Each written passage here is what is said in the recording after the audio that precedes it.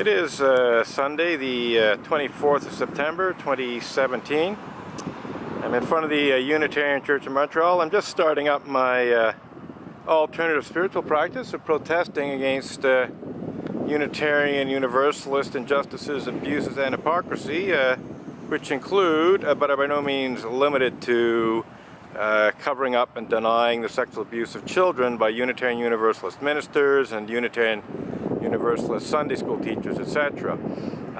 What we're looking at right now is the so-called wayside pulpit of the Unitarian Church of Montreal. This is essentially a standalone church sign which is used to display usually, quotations and so on.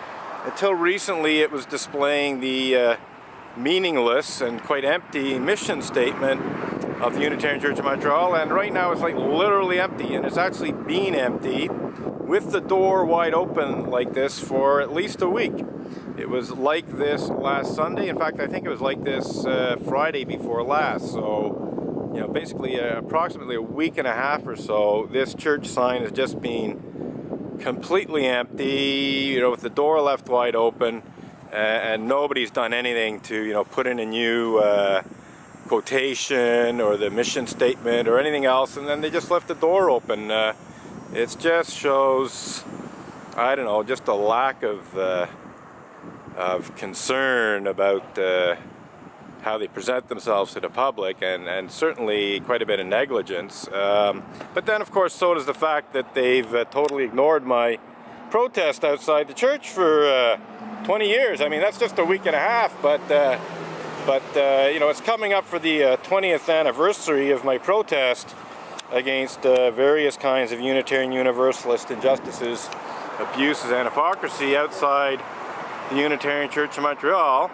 And other than trying to force an end to my protest by bringing false criminal charges against me and trying to have the police ticket me into oblivion, the Montreal Unitarians have done absolutely nothing to try and settle the dispute. I've repeatedly offered to suspend my protest for 2 months, even 3 months, if the Unitarian Church of Montreal agreed to enter into dialogue with me towards the end of resolving this dispute in a manner that actually lives up to the claimed principles and purposes of Unitarian Universalism, which amongst other things call for a free and responsible search for truth and meaning. So they could enter into a free and responsible search for the truth and meaning of this chalk slogan, which says Unitarians cover up sexual abuse of children. And then, of course, there's the second principle of Unitarian Universalism, which calls for justice, equity, and compassion in human relations. In fact, the Unitarian Universalists have repeatedly tried to misuse and abuse the criminal justice system in efforts to shut down my protest and silence me, get me to remove blog posts to tell the readily verifiable truth about such despicable crimes as pedophilia and rape committed by certain Unitarian Universalist ministers. If I can borrow a couple of choice phrases from the 2 cease and desist demand letters that the Unitarian Universalist Association's Canadian attorney had me served with in June of 2012. Yes, Unitarian Universalists, specifically top-level leadership of the Unitarian Universalist Association in Boston, especially Reverend Dr. Peter Morales, the former president of the Unitarian Universalist Association, and Kathleen K. Montgomery, the former executive vice president of the Unitarian Universalist Association, to say nothing of other Unitarian Universalist Association staff, and we can throw Reverend Dr. Victoria Weinstein into the mix, actually falsely accused me of violating Canada's blasphemy law in legal bullying that was clearly intended to cover up and possibly even outright deny such despicable crimes as pedophilia and rape committed by certain Unitarian Universalist ministers. Once again, quoting 2 choice phrases from the cease and desist demand letters that the Unitarian Universalist Association's Canadian attorney, Stikeman Elliott Barristers and Solicitors litigation lawyer, had me served with in June of 2012. The exact words, or very close to the exact wording, of, the final paragraph or penultimate paragraph of the first cease and desist demand letter that Maître Marc-André Coulombe had me served with, said the following: "Your unfounded and vicious allegations to the effect that ministers of the association engage in such despicable crimes as pedophilia and rape are defamatory." And then it went on to say that they're so defamatory that they constitute the criminal act of blasphemous libel, which is in the Canadian Criminal Code. It is, or I should say perhaps was, because it's in the process of being repealed. I don't know if it actually was repealed fully yet, but it's in the process, or it's supposed to be repealed.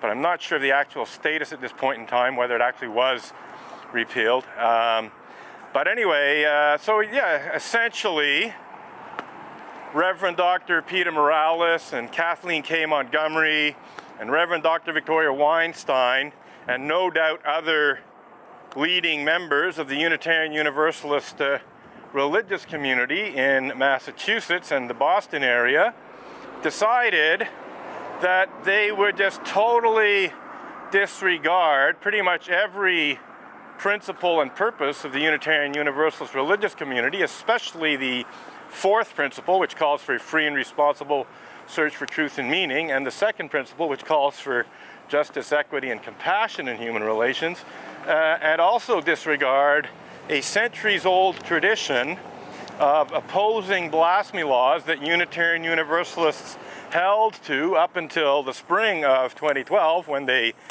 ended that tradition by accusing me of blasphemous libel, of opposing blasphemy laws.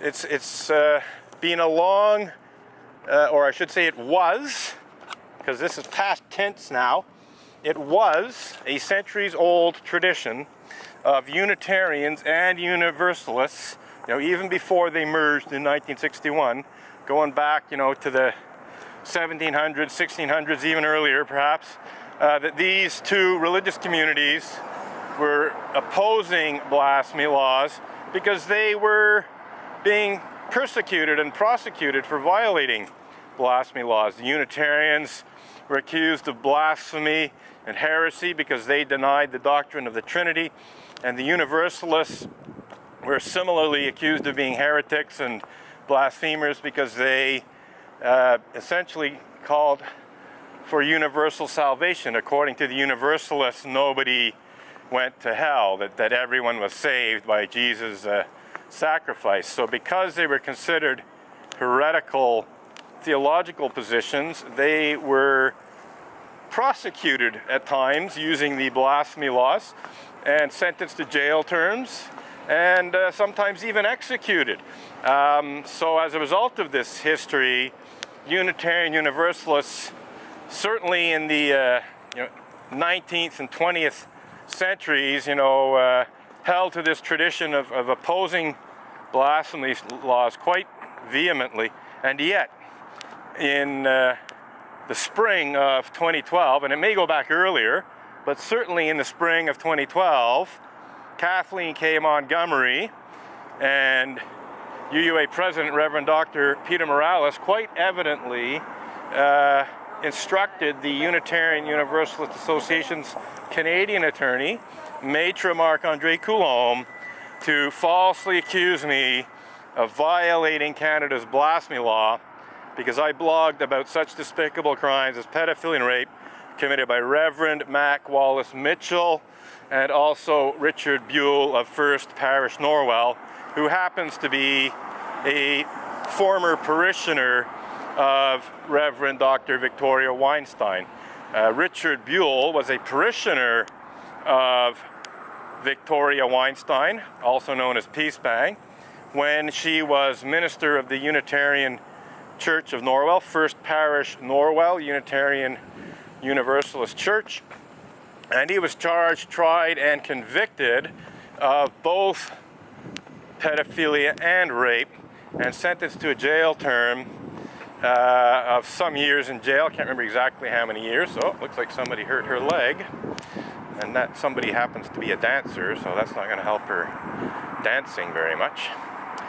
So this is Chloe Hart, one of the people who has erased my chalk slogans, and thus has directly involved herself in the cover-up and denial of such despicable crimes as pedophilia and rape committed by certain Unitarian Universalist ministers.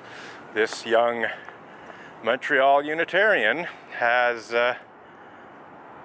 directly involved herself in erasing my chalk slogans, like this one.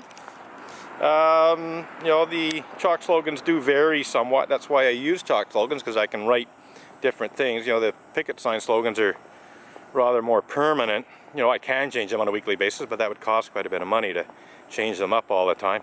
But yes, Chloe Hart, who just walked into the church, has come out with another Montreal Unitarian. I believe, I'm trying to remember her name, something Green, Shoshana Green.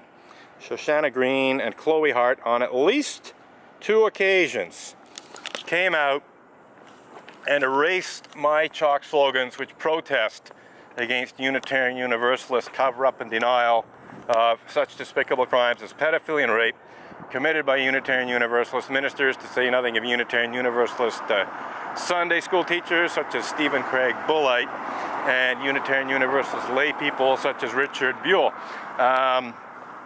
So unfortunately, that young woman is not only totally complicit in the Unitarian Universalist Association's misuse of blasphemy law in legal bullying intended to hide pedophilia and rape, but she has actively involved herself in trying to hide that legal bullying, to hide the fact that the Unitarian Universalist Association, A, does have a certain number of ministers and Sunday school teachers who are guilty of the sexual abuse of children, and B, that the Unitarian Universalist Association actually had the unmitigated gall to try to misuse Canada's blasphemy law in legal bullying intended to conceal such despicable crimes as pedophilia and rape committed by certain Unitarian Universalist ministers.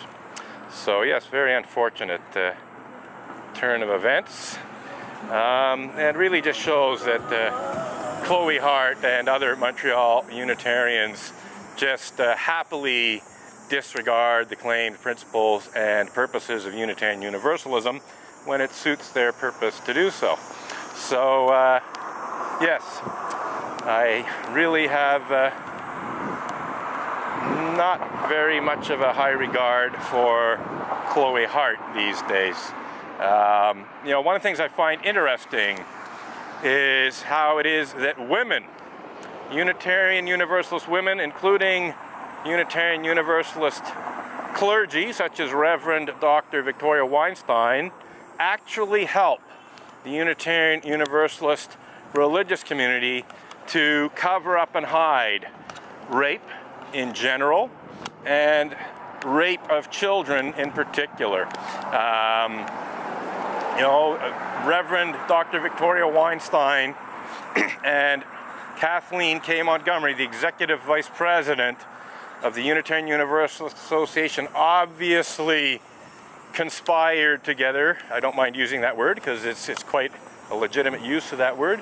They colluded together, if you want a less charged word, to falsely accuse me of blasphemous libel in illegal bullying intended to hide rape committed by Richard Buell, the parishioner of Reverend Dr. Victoria Weinstein, who was charged, tried, and convicted of the forcible rape of children who were no older than 12 years old at the times that the rapes took place. And then, you know, when you come here in terms of my protest at the Unitarian Church of Montreal, well then women like Chloe Hart and Shoshana Green and various other female members of the Unitarian Church of Montreal, including Reverend Diane Rollard actually. Reverend Diane Rollard has not actually herself erased my chalk slogans, but Reverend Diane Rollard has certainly involved herself in efforts to shut down my protest in front of the church. She's involved herself in efforts to misuse the Canadian Criminal Code to force an end to my protest. And she has, in fact, on at least one occasion, instructed her husband, David Rollert, to erase my chalk slogans.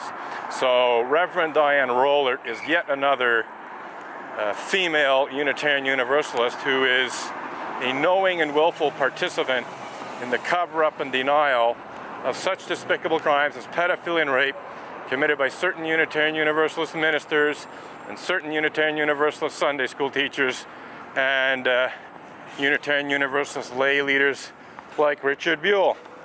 So very strange. Oh, and then there's Sue Montgomery. Can't forget Sue Montgomery. Sue Montgomery was the Montreal Gazette's justice reporter for quite a number of years, and she was also, and maybe still is, a member of the Unitarian Church of Montreal for quite a number of years. And I actually, on several occasions, even before I was falsely accused of blasphemous libel by the Unitarian Universalist Association in legal bullying intended to hide rape, asked Sue Montgomery to report on my protest against Unitarian Universalist clergy abuse, etc., in front of the Unitarian Church of Montreal. She always refused to do so. And then after I was accused of blasphemous libel by the Unitarian Universalist Association, I once again made it clear to Sue Montgomery that in her capacity as the Gazette's justice reporter, that I believed she should report on this egregious, immoral, and unethical and borderline criminal attempted misuse of Canada's blasphemy law in legal bullying intended to hide pedophilia and rape committed by Unitarian Universalist ministers and Sunday school teachers, etc., but she outright refused to do so. So Sue Montgomery also involved herself actively in trying to shut down my protest. This again prior to, and I think also after, I was accused of blasphemous libel by the Unitarian Universalist Association. Sue Montgomery on several occasions